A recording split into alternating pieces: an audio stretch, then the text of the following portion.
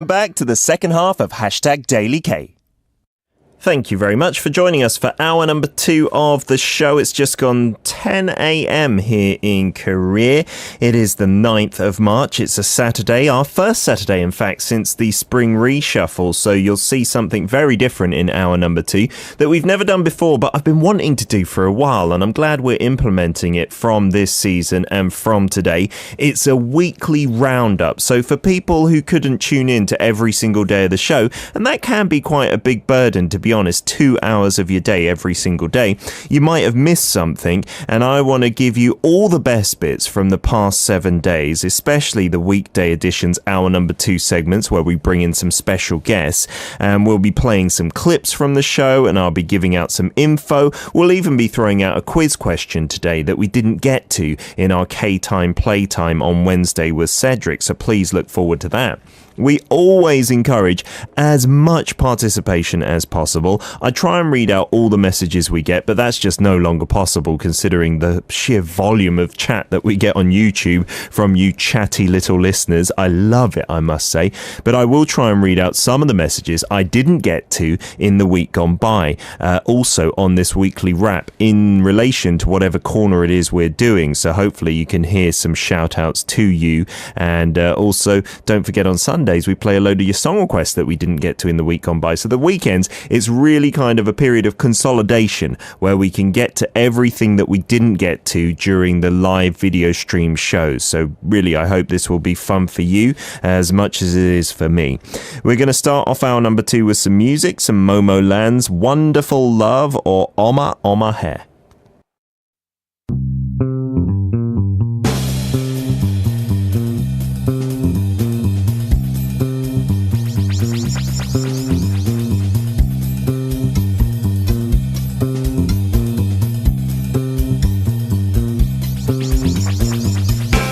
Weekly Wrap.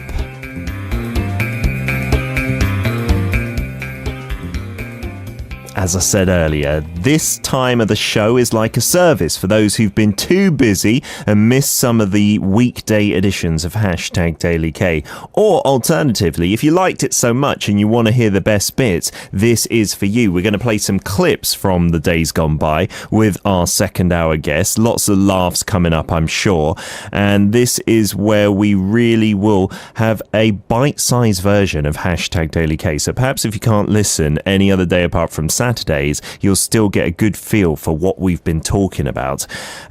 Since it is the first week since the reshuffle, season number 6 of the show, in this first part of the weekly wrap, I'd just like to go through what we're doing new on the show.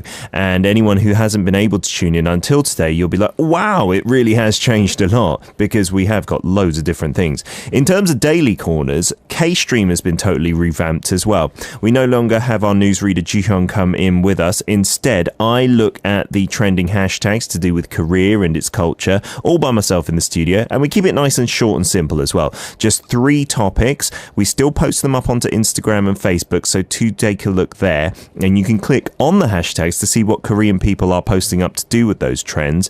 And it's where I, in real time, take your feedback in reaction to the hashtags that I talk about, and I talk with you guys via the YouTube chat and also via the application.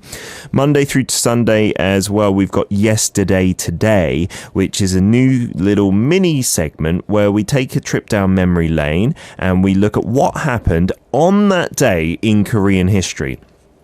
So it could be from hundreds of years ago, it could be from just a year or 2 ago, but say like today, it's March 9th, we'll take a trip down memory lane and choose a day with an interesting event that happened, maybe related to an interesting figure of Korean history, because I just felt like after Flashback Friday went with G, we don't do enough about Korea's past, which really is what shapes today's culture, isn't it? In terms of weekly corners, we've had a lot of changes. Travel Bust is still here with Martin, but we've moved it from Thursday to Monday, and this week we had Hugh Keith step in for Martin as he was away. Hugh is a indie musician who's part of the band Ultramodernista. And just like before, we would do these thematic tours, and we will continue to do so. Hugh came in with some music destinations which are really good for intimate gigs, some interesting places.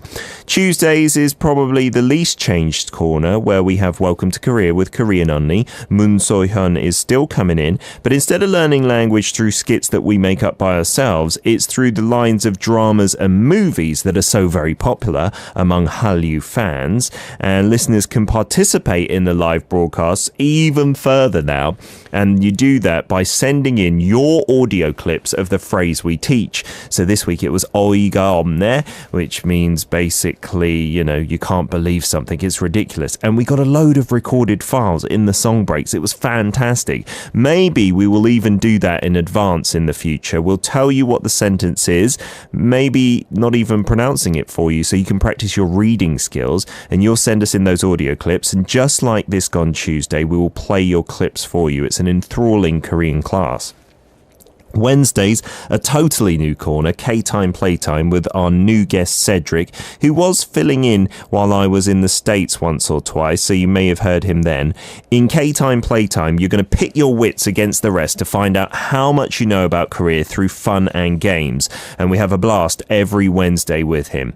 On K-Patch on Thursdays with Alex Segrist, it's the digital video age, and so radio cannot be left behind. We take a camera and uncover different parts of Korea to observe the real culture in every nook and cranny and the real people. And so Alex chooses a theme and will make a little mini video for us. This time it was convenience stores, and we ask our listeners to do that in advance, although you can still send us the videos on the day of the broadcast, and we played loads of them as well. That was really interactive, really good fun as well. Special prizes that go out on Thursdays and usually Wednesdays for K-Time Playtime are some CDs that I've managed to pick up from Second Generation Idols from a brilliant thrift store that I found close to Arirang Radio. I will do that on a regular basis. And then Fridays, yesterday, still fresh in the mind for me, Inside Korea with Seong, our wonderful guest Yoon Seong, who was covering K-Stream for a good few months last year. She's back on the show regularly, and she is going to help us follow the hottest issues in Korea, like the paparazzi, with our finger on the pulse of the latest flads and what's on all the rage.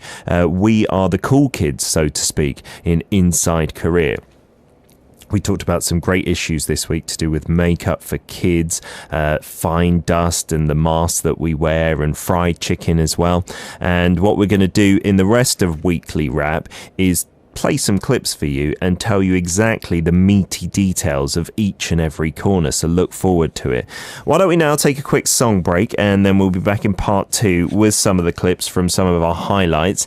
Mings is up first with Why Did You Come to My Home, or 우리 집에 왜 왔니, followed up by Boys Republic or 소년 공화국, the real one, 진짜가 나타났다.